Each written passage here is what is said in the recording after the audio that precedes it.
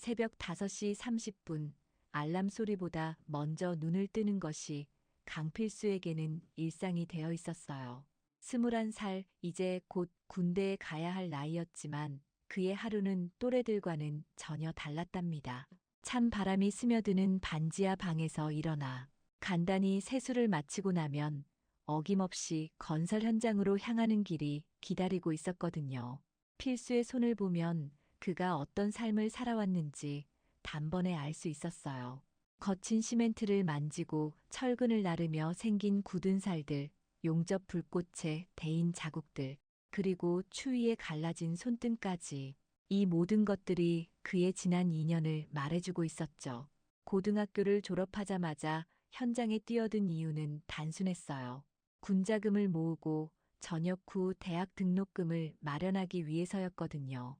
하루 15만 원 야간 작업을 하면 20만 원까지도 벌 수 있었어요. 점심은 항상 편의점 김밥 하나로 때우고 옷도 작업복 외에는 거의 사지 않았답니다.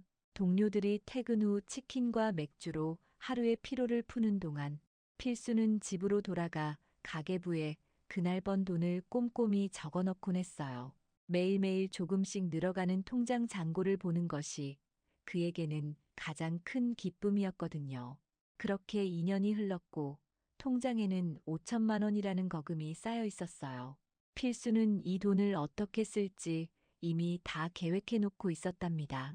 군자금으로 300만 원, 전역 후 대학 등록금과 생활비로 3천만 원, 그리고 나머지는 지금까지 고생만 시킨 어머니께 드릴 용돈으로 말이에요. 매일 밤 잠들기 전 이 계획을 되새기며 내일도 힘내자고 다짐하곤 했거든요. 하지만 인생이란 참 예측할 수 없는 법이죠. 입대를 일주일 앞둔 어느 밤 민석이에게서 전화가 왔어요. 중학교 때부터 형제처럼 지내온 친구였는데 목소리부터 심상치 않았답니다. 평소 밝고 장난기 많던 민석이의 목소리에서 절망감이 묻어나왔거든요. 민석이 아버지가 갑작스럽게 쓰러지셨다는 소식이었어요. 뇌출혈로 응급실에 실려가셨는데 의사 선생님께서 당장 수술을 해야 한다고 하셨답니다. 문제는 수술비였어요. 5천만 원이라는 거금이 필요하다는 거였죠. 민석이 가족의 형편을 잘 알고 있던 필수로서는 그 금액이 얼마나 큰 돈인지 너무나 잘 알 수 있었어요. 민석이 아버지는 작은 분식집을 운영하셨고 어머니는 마트에서 파트타임으로 일하고 계셨거든요. 넉넉하지 않은 형편이지만 항상 밝게 사시는 분들이었어요. 특히 민석이 아버지는 아버지 없이 자란 필수를 친아들처럼 챙겨주셨던 분이었답니다. 명절 때마다 집에 불러서 따뜻한 밥을 챙겨주시고 고등학교 졸업할 때는 몰래 용돈까지 쥐어주셨던 고마운 분이셨죠. 그날 밤 필수는 잠을 이룰 수 없었어요. 천장을 바라보며 온갖 생각들이 머릿속을 복잡하게 만들었답니다. 자신이 2년간 모은 돈, 그것도 전 재산을 친구에게 빌려준다면 어떻게 될까요? 군대에서의 생활은 더 힘들어질 것이고 전역 후의 모든 계획들이 무너져 내릴 거였어요. 다시 처음부터 시작해야 한다는 두려움이 가슴을 짓눌렀죠. 하지만 동시에 다른 생각도 들었어요. 돈이라는 건 결국 다시 벌 수 있는 거잖아요. 하지만 사람의 생명은 한 번 잃으면 되돌릴 수 없는 거니까요. 특히 자신을 그렇게 아껴주셨던 분의 생명이 위험한 상황에서 자신이 도울 수 있는 능력이 있다면 망설일 이유가 있을까 싶었어요. 새벽 4시가 되어서야 필수는 마음을 정했답니다. 사실 결정이라고 할 것도 없었어요. 마음은 이미 정해져 있었고 다만 그 마음을 받아들이는데 시간이 필요했을 뿐이었거든요. 2년간 악착같이 모은 돈이었지만 정말 중요한 순간에 쓰이는 것이라면 그것만큼 의미 있는 일도 없을 것 같았어요. 다음 날 오전 필수는 은행에 갔어요. 창구 직원이 5천만 원 전액을 출금하겠다고 하니 놀란 표정을 지으며 용도를 물어보더라고요. 필수는 간단하게 대답했어요. 친구 아버지의 수술비로 쓰인다고 말이에요. 그 말을 하는 자신의 목소리가 생각보다 떨리지 않아서 스스로도 신기했답니다. 병원에서 민석이를 만났을 때의 모습을 필수는 평생 잊지 못할 거예요. 며칠째 병원에서 지새운 탓에 눈은 빨갛게 충혈되어 있었고 평소 단정했던 모습은 온데간데 없이 초췌해 보였거든요. 하지만 필수가 통장을 건네는 순간 민석이의 표정이 완전히 바뀌었어요. 감사함을 넘어서 뭔가 더 깊은 감정이 그의 얼굴에 스쳐 지나갔답니다. 수술은 다행히 성공적으로 끝났어요. 민석이 아버지는 의식을 되찾으셨고 의사 선생님께서는 완전한 회복까지는 시간이 걸리겠지만 생명에는 지장이 없다고 말씀해 주셨거든요. 그 소식을 들었을 때 필수가 느꼈던 감정은 참 묘했어요. 2년간 모은 돈이 하루아침에 사라진 허전함보다도 뭔가 더 소중한 것을 얻은 것 같은 충만함이 마음을 가득 채우고 있었거든요. 입대 전날 밤 어머니와 함께한 마지막 저녁 식사는 평소보다 조용했어요. 어머니는 아무 말씀을 하지 않으셨지만 아들이 무언가 큰 결정을 내렸다는 것을 알고 계신 것 같았답니다. 다만 조용히 아들의 손을 잡으시며 잘했다고, 정말 자랑스럽다고 말씀해 주셨죠. 그 순간 필수는 자신의 선택이 틀리지 않았다는 확신을 가질 수 있었어요. 논산훈련소의 새벽은 언제나 매서웠어요. 기상나팔 소리와 함께 시작되는 하루가 벌써 한 달째 이어지고 있었죠. 필수에게 군대 생활은 생각보다 견딜만 했어요. 2년간 건설 현장에서 단련된 체력 덕분에 다른 동기들이 힘들어하는 체력 단련이나 각종 훈련들도 무난히 소화할 수 있었거든요. 동기들 사이에서 필수는 조용하지만 믿음직한 존재로 자리 잡고 있었답니다. 말은 많지 않았지만 꾸준히를 마다하지 않았고 힘든 일이 있으면 먼저 나서서 도움을 주곤 했어요. 특히 나이 어린 동기들이 훈련에 적응하지 못할 때면 자연스럽게 챙겨주는 모습이 인상적이었죠. 건설 현장에서 배운 것은 돈만이 아니었어요. 사람들과 함께 일하며 서로를 배려하는 법도 배웠거든요. 김상호라는 동기는 서울에서 온 대학생이었는데 처음에는 필수를 조금 다르게 봤어요. 학력이나 배경이 다르다고 생각했던 거죠. 하지만 시간이 지나면서 필수의 진실한 모습을 보게 되었고 어느새 형같이 따르게 되었답니다. 상호는 종종 필수에게 물어보곤 했어요. 어떻게 그렇게 마음이 넓을 수 있냐고, 어떻게 항상 다른 사람을 먼저 생각할 수 있냐고 말이에요. 이진우라는 동기도 있었어요. 부산에서 온 친구였는데 성격이 활발하고 유머 감각이 뛰어났죠. 훈련소 생활이 단조로울 때면 항상 분위기를 띄워주는 역할을 했어요. 진우는 필수의 과묵한 성격과는 정반대였지만 묘하게 잘 통하는 사이였답니다. 필수가 묵묵히 자신의 몫을 해내는 모습을 보며 진우는 진심으로 존경한다고 말하곤 했어요. 훈련소에서의 일상은 규칙적이었어요. 새벽 기상과 함께 시작되는 체력 단련, 제식 훈련, 총기 분해 결합, 그리고 각종 군사 교육들. 처음에는 모든 것이 낯설고 어려웠지만 시간이 지나면서 점차 익숙해져 갔죠. 필수는 이런 규칙적인 생활이 나름 마음에 들었어요. 건설 현장에서의 생활과는 다른 종류의 규율이었지만 뭔가 자신을 단련시키는 느낌이 좋았거든요. 특히 사격 훈련 시간은 필수가 가장 좋아하는 시간 중 하나였어요. 집중력을 요구하는 일이었는데 오랫동안 세밀한 작업을 해온 경험이 도움이 되었거든요. 동기들이 영점 조정에 어려움을 겪을 때 필수는 차분하게 도움을 주곤 했답니다. 이런 모습들 때문에 분대장도 필수를 신뢰하게 되었고 종종 다른 동기들을 지도하는 역할을 맡기기도 했어요. 그런데 어느 평범한 오후 모든 것이 바뀌었답니다. 연병장에서 제식 훈련을 받고 있던 중이었어요. 따스한 봄볕이 내리쬐는 평온한 오후였죠. 필수는 다른 동기들과 함께 열을 맞춰 서서 분대장의 구령에 맞춰 동작을 반복하고 있었어요. 그때까지만 해도 이날이 특별할 거라고는 전혀 예상하지 못했거든요. 갑자기 하늘에서 헬리콥터 소리가 들려왔어요. 처음에는 단순한 훈련용 헬기련이 생각했죠. 하지만 소리가 점점 가까워지더니 연병장 한편에 착륙하기 시작하는 거예요. 동기들은 모두 당황한 표정으로 서로를 바라봤답니다. 이런 일은 훈련소에서 흔히 있는 일이 아니었거든요. 헬기에서 내린 사람들을 보고 모든 동기들이 더욱 놀랐어요. 계급장을 보니 상당히 높은 직책의 군인들이었거든요. 그 중에서도 가장 앞에 서 있던 분은 사단장이었어요. 별이 달린 계급장이 햇빛에 반짝이고 있었죠. 평생 이런 높은 분을 직접 볼 일이 있을까 했던 필수도 긴장하지 않을 수 없었답니다. 사단장과 수행원들이 연병장을 가로질러 걸어오고 있었어요. 분대장과 중대장이 급히 달려와서 경례를 했고 잠시 무언가 대화를 나누는 것 같았죠. 필수는 다른 동기들과 마찬가지로 차렷 자세를 유지한 채 앞만 바라보고 있었어요. 하지만 마음속으로는 도대체 무슨 일인지 궁금하지 않을 수 없었거든요. 그런데 믿을 수 없는 일이 일어났어요. 사단장이 직접 동기들이 서 있는 곳으로 걸어오기 시작하는 거예요. 그것도 마치 특정한 사람을 찾는 것처럼 한 명 한 명 살펴보면서 말이죠. 필수의 심장이 빨리 뛰기 시작했어요.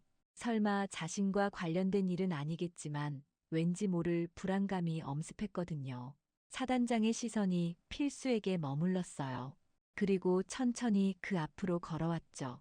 필수는 차렷 자세를 더욱 바르게 하며 앞만 바라보고 있었지만 사단장의 시선을 온몸으로 느낄 수 있었어요. 주변의 모든 동기들도 숨소리조차 내지 않을 정도로 조용해졌답니다. 드디어 사단장이 필수 바로 앞에 섰어요. 그리고 놀라운 말을 했죠. 자네가 강필수인가라고 물어보는 거예요. 필수는 순간 머릿속이 하얘졌어요. 어떻게 사단장이 자신의 이름을 알고 있는 건지, 도대체 무슨 일인지 전혀 짐작할 수 없었거든요. 주변의 동기들도 마찬가지였어요. 상호와 진우를 비롯한 모든 동기들이 놀란 눈으로 필수를 바라보고 있었답니다. 평범한 훈련병 중 한 명이었던 필수가 갑자기 사단장의 관심을 받게 된 상황을 이해할 수 없었던 거죠.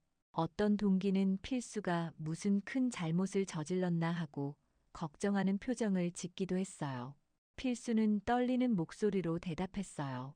그렇다고 자신이 강필수라고 말이죠.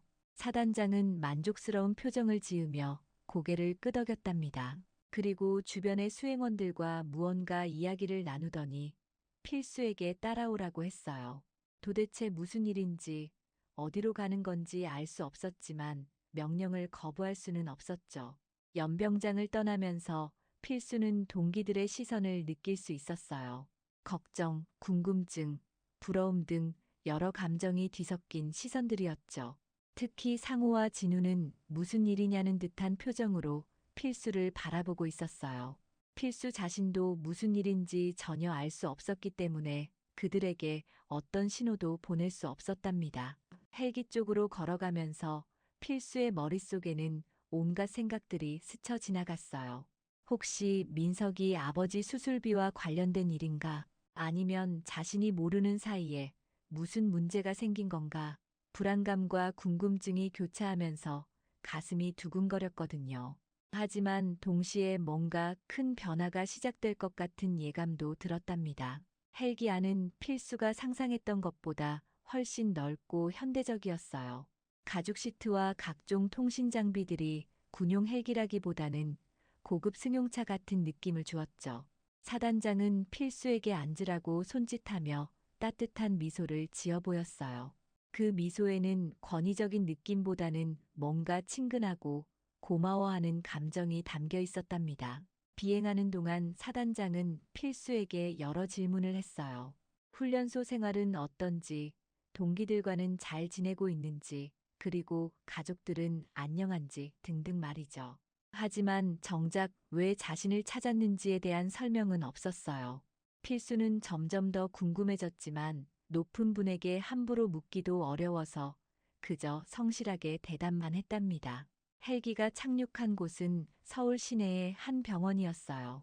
필수가 아는 곳이었죠. 바로 민석이 아버지가 수술을 받았던 그 병원이었거든요. 순간 필수의 가슴이 뛰기 시작했어요. 혹시 민석이 아버지께 무슨 일이 생긴 건 아닐까 하는 불안감이 밀려왔죠. 하지만 사단장의 표정을 보니 나쁜 소식은 아닌 것 같았어요. 병원 로비에는 이미 여러 사람들이 기다리고 있었답니다. 정장을 입은 중년 남성들, 그리고 놀랍게도 민석이와 민석이 어머니의 모습도 보였어요. 민석이는 필수를 보자마자 달려와서 꽉 안아주었죠.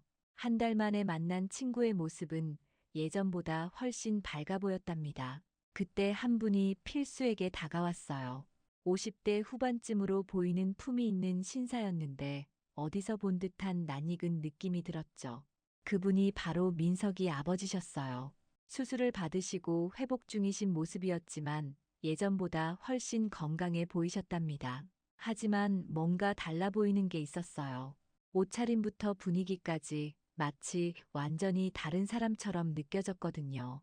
민석이 아버지는 필수의 손을 잡으며 깊이 고개를 숙였어요. 그리고 이제야 자신의 진짜 정체를 밝힐 때가 되었다고 말씀하셨죠.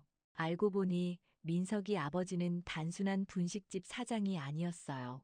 과거 정부 고위직에서 일하셨던 분이었고, 현재는 사회복지 관련 재단을 운영하고 계셨답니다. 이야기는 이렇게 시작되었어요. 민석이 아버지는 젊은 시절 정부에서 일하면서 많은 부와 권력을 가졌었대요. 하지만 어느 순간 자신이 추구하던 가치와 현실 사이의 괴리감을 느끼게 되었다고 하셨죠.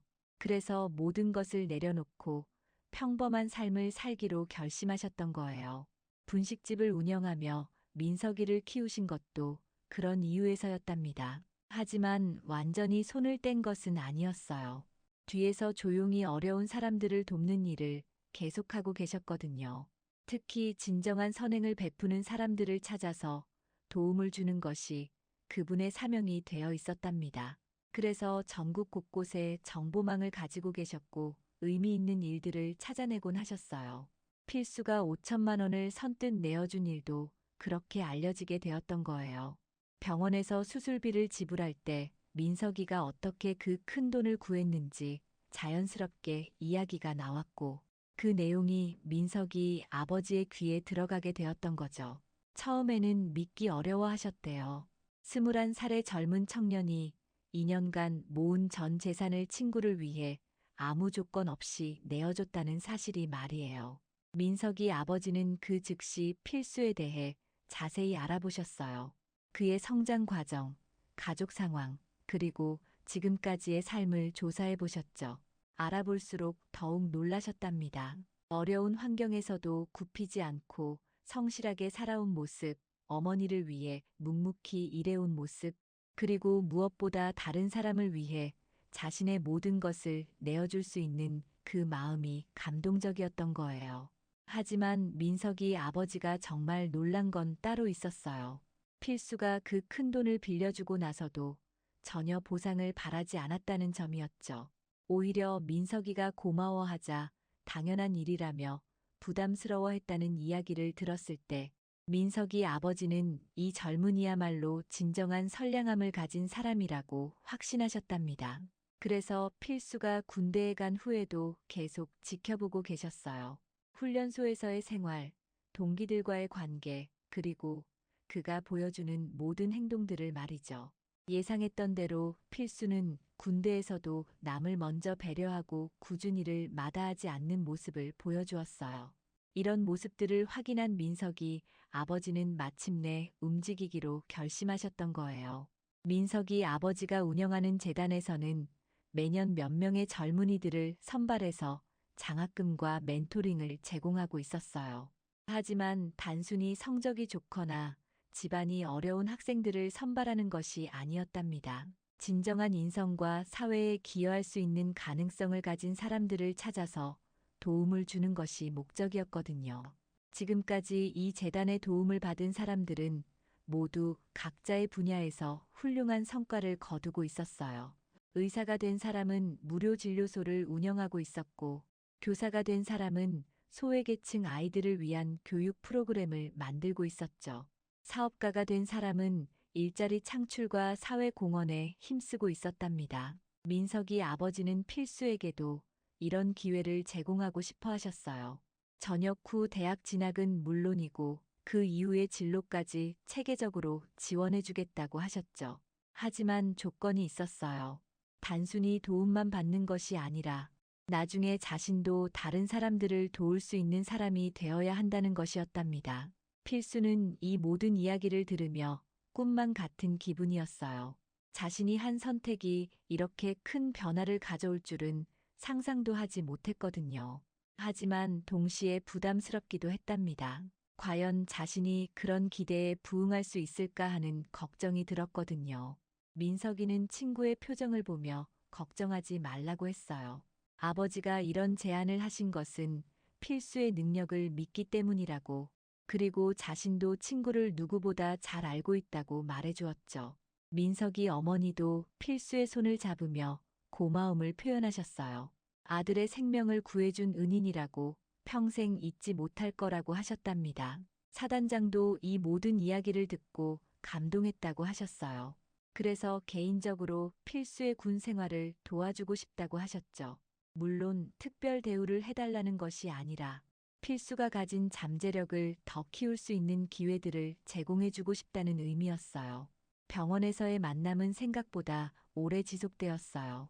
민석이 아버지는 필수에게 재단의 역사와 목적에 대해 자세히 설명해 주셨고, 지금까지 도움을 받은 사람들의 이야기도 들려주셨답니다. 필수는 그 이야기들을 들으며 점점 더 큰 그림을 그려볼 수 있게 되었어요. 훈련소로 돌아온 필수는 완전히 다른 사람이 된 것 같은 기분이었어요. 겉으로는 여전히 똑같은 훈련병이었지만 마음속에는 새로운 가능성들이 꽃피기 시작하고 있었거든요. 하지만 동시에 무거운 책임감도 느끼고 있었답니다. 민석이 아버지의 제안을 받아들일지 아니면 자신만의 길을 걸어갈지에 대한 고민이 깊어지고 있었어요. 동기들의 반응은 예상했던 그대로였어요. 상우와 진우를 비롯해서 모든 동기들이 궁금해했죠. 필수가 어디에 갔다 왔는지, 사단장이 왜 그를 찾았는지 말이에요. 하지만 필수는 자세한 이야기를 할 수 없었어요. 아직 자신도 정리가 되지 않은 상황이었거든요. 다만 가족과 관련된 일이었다고 간단히 설명할 뿐이었답니다. 며칠 후 필수에게 특별한 소식이 전해졌어요. 훈련소 교육대에서 우수 훈련병으로 선발되어 간부 후보생 과정에 지원할 기회를 받게 된 거예요. 평소 성실한 태도와 뛰어난 리더십, 그리고 동기들 사이에서의 신망 때문이었죠. 하지만 필수는 이것이 단순한 우연이 아니라는 것을 알고 있었어요. 분명 사단장의 영향이 있었을 거라는 생각이 들었거든요. 간부 후보생이 된다는 것은 여러 장점이 있었어요. 우선 군 생활이 좀 더 의미 있어질 수 있었고, 전역 후에도 이력서에 쓸 수 있는 좋은 경력이 될 수 있었죠. 게다가 간부로 복무하면 월급도 더 많이 받을 수 있었어요. 경제적으로 어려운 필수에게는 분명 도움이 되는 일이었답니다. 하지만 필수의 마음은 편하지 않았어요. 과연 자신이 이런 기회를 받을 자격이 있는지 의문이 들었거든요.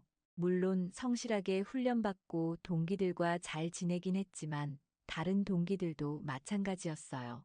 혹시 자신이 특별한 대우를 받는 것은 아닌지, 그것이 공정한 것인지에 대한 고민이 깊어졌답니다. 상황은 더 복잡해졌어요. 동기들 사이에서 소문이 돌기 시작한 거예요.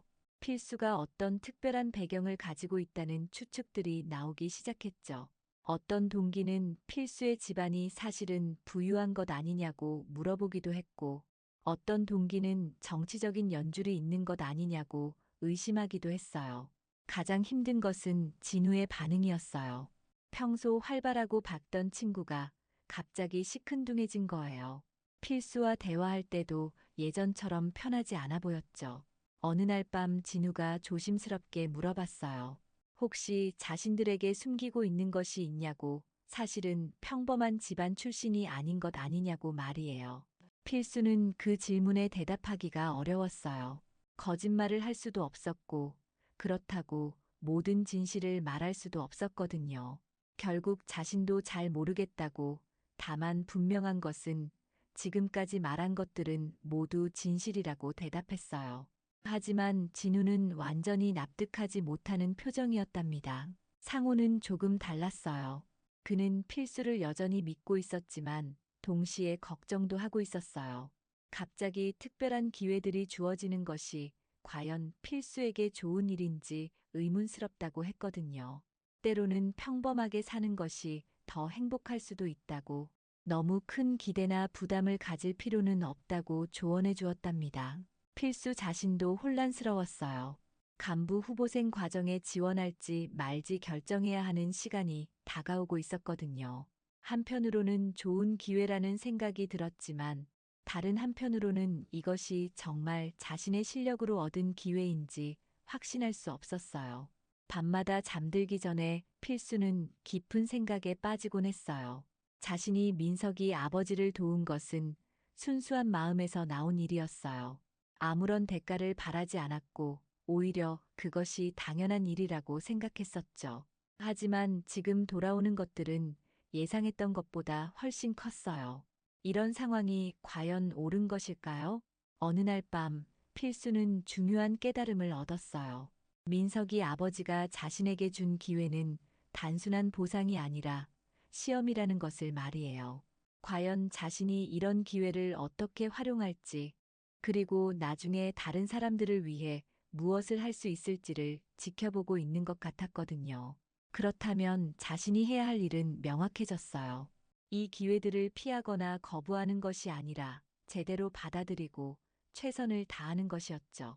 하지만 동시에 초심을 잃지 않아야 했어요. 다른 사람을 도울 수 있는 마음, 그리고 겸손함을 잃지 않는 것이 중요했답니다. 필수는 간부 후보생 과정에 지원하기로 결심했어요.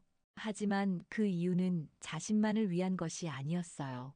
더 나은 리더가 되어서 동료들을 도울 수 있는 사람이 되고 싶었거든요.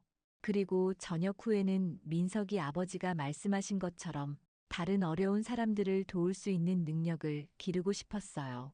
진우에게는 솔직하게 이야기했어요. 자신도 모든 상황을 완전히 이해하지는 못하지만 분명한 것은 친구들과의 우정이 가장 소중하다는 것이라고 말이에요. 그리고 앞으로 어떤 일이 있더라도 그들을 잊지 않을 것이라고 약속했답니다. 상호는 필수의 결정을 지지해 주었어요. 다만 한 가지 당부했죠. 성공하더라도 지금의 마음을 잊지 말라고, 그리고 정말 어려운 일이 있으면 언제든 연락하라고 말해 주었어요. 진정한 친구라면 서로의 성공을 기뻐할 수 있어야 한다고 덧붙이면서 말이에요. 간부 후보생 선발 과정은 쉽지 않았어요. 체력 검정, 면접, 그리고 여러 테스트들이 기다리고 있었거든요. 하지만 필수는 최선을 다했어요.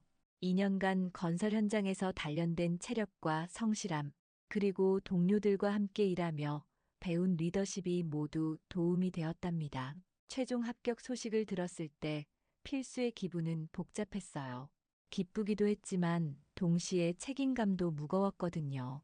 이제 정말 새로운 시작이구나 하는 생각이 들었어요. 민석이 아버지의 기대에 부응할 수 있을지, 그리고 진정으로 다른 사람들을 도울 수 있는 사람이 될 수 있을지에 대한 각오를 다지게 되었답니다. 그날 밤 필수는 오랜만에 편안한 잠을 잤어요. 미래에 대한 불안감보다는 희망이 더 컸거든요. 자신에게 주어진 기회를 소중히 여기고 그것을 통해 더 많은 사람들에게 도움이 되는 사람이 되겠다는 결심을 품은 채로 말이에요. 간부 후보생 과정이 시작되고 몇 주가 지나면서 필수는 자신이 예상했던 것보다 훨씬 복잡한 상황에 놓여 있다는 것을 깨닫게 되었어요. 새로운 환경에서 만난 동기들은 대부분 좋은 집안 출신이거나 뛰어난 학력을 가진 사람들이었거든요. 그들 사이에서 필수는 때로 위축감을 느끼기도 했답니다. 특히 김재현이라는 동기는 필수에게 묘한 감정을 불러일으켰어요. 서울대 출신의 아버지가 대기업 임원인 그는 모든 면에서 완벽해 보였거든요. 말솜씨도 뛰어나고 리더십도 뛰어났지만 어딘지 모르게 계산적인 면이 있어 보였어요. 재현은 종종 필수에게 어떻게 이 과정에 들어오게 되었는지 은근히 떠보곤 했답니다. 훈련 과정에서 필수는 자신만의 색깔을 보여주기 시작했어요. 체력적으로는 건설 현장에서 단련된 몸이 큰 도움이 되었고 무엇보다 동료들을 챙기는 마음가짐이 두드러졌죠. 힘든 훈련 중에도 어려워하는 동기들을 자연스럽게 도와주는 모습이 교관들의 눈에 띄기 시작했어요.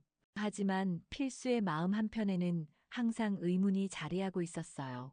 과연 자신이 여기에 있을 자격이 있는 것일까 하는 생각 말이에요. 다른 동기들처럼 뛰어난 학력이나 배경이 없는 자신이 이런 기회를 받는 것이 정당한 일인지 확신할 수 없었거든요. 그러던 중 중요한 사건이 일어났어요. 야간 행군 훈련 중에 한 동기가 부상을 당한 거예요. 발목을 삐끗해서 더 이상 걸을 수 없는 상황이었죠. 교관들은 일단 구급차를 부르기로 했지만 산속 깊은 곳이라 시간이 많이 걸릴 것 같았어요. 부상당한 동기는 자신 때문에 전체 훈련이 지연되는 것을 미안해하며 자꾸 괜찮다고 우기고 있었답니다. 그때 필수가 나섰어요. 아무 말 없이 부상당한 동기를 업고 가겠다고 했죠. 다른 동기들은 무리라고 만류했어요. 아직 행군해야 할 거리가 5km나 남아 있었거든요. 하지만 필수는 이미 마음을 정하고 있었어요. 건설 현장에서 무거운 자재를 나르던 경험이 있었고 무엇보다 동료를 돕는 것이 당연하다고 생각했거든요. 처음에는 다른 동기들도 교대로 도와주겠다고 했어요. 하지만 필수는 괜찮다며 혼자서도 충분히 할 수 있다고 했죠. 실제로 그의 체력은 놀라웠어요. 한 사람을 업고도 흐트러지지 않는 보폭으로 꾸준히 걸어나갔거든요. 다른 동기들은 그런 필수의 모습을 보며 감탄하지 않을 수 없었답니다. 재현도 그 모습을 지켜보고 있었어요. 처음에는 필수가 괜한 영웅심리로 나선다고 생각했었죠. 하지만 시간이 지날수록 그의 생각이 바뀌기 시작했어요. 필수의 행동에는 계산이나 목적이 없어 보였거든요. 순수하게 동료를 돕고 싶은 마음만이 있을 뿐이었어요. 목적지에 도착했을 때 필수는 땀에 흠뻑 젖어 있었지만 얼굴에는 만족스러운 표정을 짓고 있었어요. 부상당한 동기는 눈물을 글썽이며 고마움을 표현했고 다른 동기들도 박수를 보내며 필수의 헌신을 인정해 주었답니다. 교관들도 필수의 행동을 높이 평가했지만 정작 필수는 당연한 일을 했을 뿐이라며 겸손해했어요. 그날 밤 재현이 필수에게 다가왔어요. 그리고 솔직하게 시인했죠. 처음에는 필수를 의심스럽게 생각했었다고 어떤 특별한 배경이 있어서 이곳에 온 것 아닌가 하고 추측했었다고 말이에요. 하지만 이제는 생각이 완전히 바뀌었다고 했어요. 필수야말로 진정한 리더의 자질을 가진 사람이라고 인정한다고 말해주었답니다. 그 대화를 통해 필수는 중요한 깨달음을 얻었어요. 자신이 가진 진정한 가치는 학력이나 배경에 있는 것이 아니라 다른 사람을 위해 기꺼이 희생할 수 있는 마음에 있다는 것을 말이에요. 그리고 그것이야말로 민석이 아버지가 자신에게서 본 것이었다는 것도 깨달았답니다. 며칠 후 예상치 못한 연락이 왔어요. 민석이에게서 전화가 온 거예요. 아버지가 필수를 만나고 싶어 하신다는 소식이었죠. 주말 외박이 허가되어 서울로 올라갈 수 있게 되었어요. 오랜만에 민석이를 만난다는 기대감과 함께 민석이 아버지께 그동안의 이야기를 들려드리고 싶은 마음이 컸답니다. 재단 사무실에서 만난 민석이 아버지는 예전보다 더욱 건강해 보이셨어요. 수술 후 완전히 회복되신 것 같아서 필수도 마음이 놓였죠. 민석이 아버지는 필수의 근황을 자세히 물어보셨고 특히 간부 후보생 과정에서의 경험에 대해 관심을 보이셨어요. 필수는 솔직하게 모든 것을 이야기했어요. 처음에는 자신이 그럴 자격이 있는지 확신할 수 없었다고, 그리고 동기들 사이에서 느꼈던 위축감에 대해서도 말씀드렸죠. 하지만 최근에 깨달은 것들, 특히 진정한 가치가 무엇인지에 대한 생각도 함께 나누었답니다. 민석이 아버지는 필수의 이야기를 들으며 만족스러운 미소를 지으셨어요. 그리고 말씀하셨죠. 바로 그런 고민을 할 수 있는 사람이야말로 진정한 리더가 될 수 있다고, 자신의 선택이 틀리지 않았다고 확신한다고 말이에요. 겸손함과 성찰하는 자세야말로 가장 중요한 덕목이라고 덧붙이셨답니다. 그리고 새로운 제안을 하셨어요. 저녁 후 대학 진학은 물론이고 방학 때마다 재단에서 인턴으로 일할 기회를 주시겠다고 하셨죠. 실제로 어려운 사람들을 돕는 일이 어떤 것인지 직접 경험해 볼 수 있는 기회였어요. 필수는 그 제안에 감격했답니다. 민석이도 친구의 성장을 기뻐했어요. 예전 같으면 이런 큰 기회 앞에서 주눅들었을 필수가 이제는 당당하고 자신감 있는 모습을 보여주고 있었거든요. 하지만 동시에 겸손함도 잃지 않고 있어서 더욱 믿음직스러웠답니다. 그날 저녁 어머니와 통화했을 때 필수의 목소리는 이전과 달랐어요. 확신에 찬 목소리였지만 동시에 따뜻함도 있었거든요. 어머니는 아들의 변화를 금세 알아차리셨고 정말 자랑스럽다고 말씀해 주셨어요. 돈을 많이 벌거나 높은 지위에 오르는 것보다 다른 사람을 도울 수 있는 사람이 되는 것이 더 값지다고 하시면서 말이에요. 그날 밤 필수는 지난 몇 달을 되돌아보며 감사한 마음을 느꼈어요. 민석이 아버지를 도운 것이 이렇게 큰 변화의 시작이 될 줄은 몰랐거든요. 하지만 더 중요한 것은 그 과정에서 자신이 진정으로 원하는 것이 무엇인지 깨달았다는 점이었어요. 단순히 성공하는 것이 아니라 의미 있는 삶을 사는 것이 목표가 되었답니다. 간부 과정을 마치고 소대장으로 임관한 필수의 모습은 예전과 많이 달라져 있었어요. 외적으로는 여전히 겸손하고 성실한 모습이었지만 내면에는 확고한 신념과 목표가 자리 잡고 있었거든요. 부하들을 대하는 태도에서도 그 변화를 느낄 수 있었답니다. 엄격하지만 따뜻하고 원칙적이지만 인간적인 리더십을 보여주고 있었어요. 필수가 맡게 된 소대원들은 대부분 자신과 비슷한 배경을 가진 젊은이들이었어요.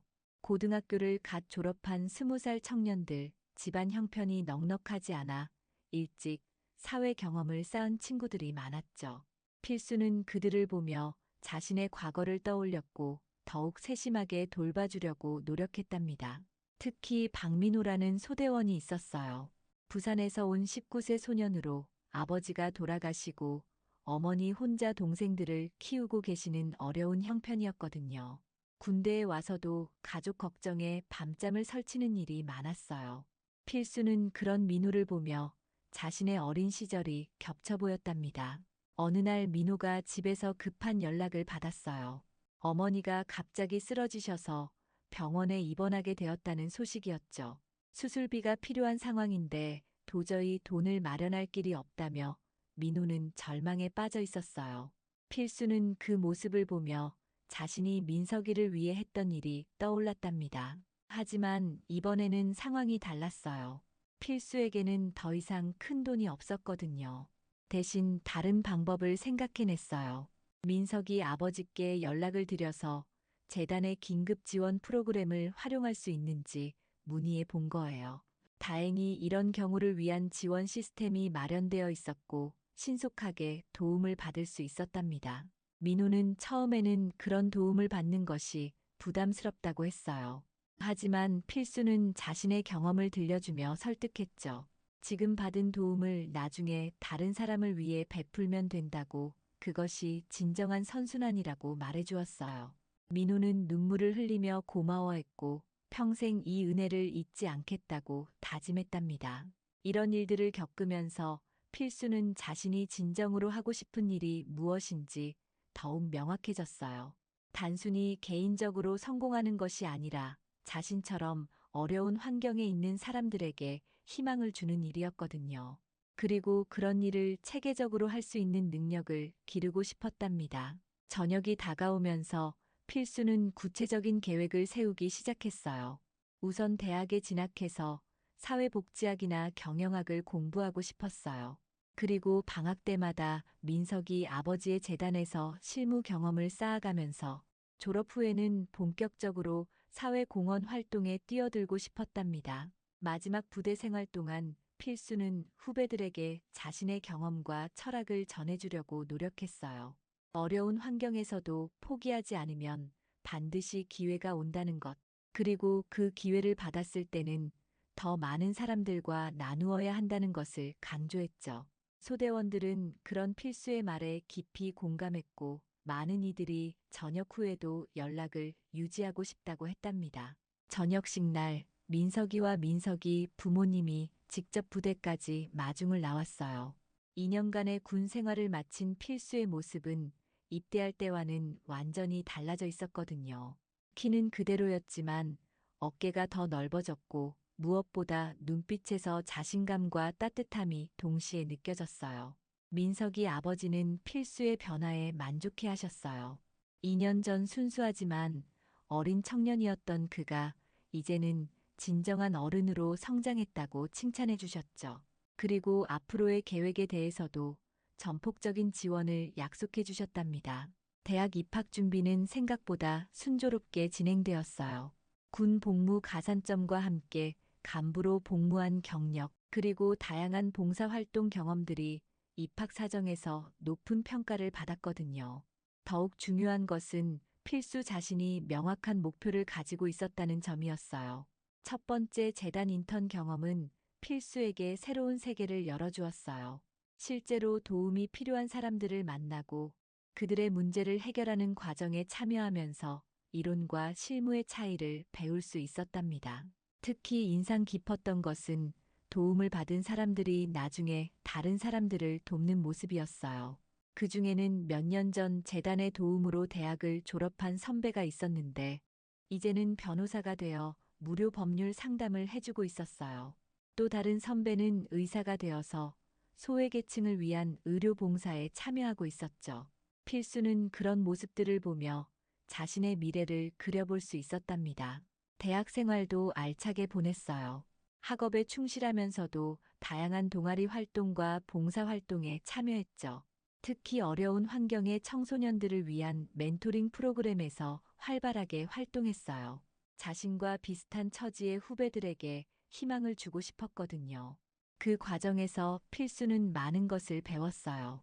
단순히 물질적인 도움을 주는 것뿐만 아니라 정신적인 지지와 격려가 얼마나 중요한지를 깨달았답니다.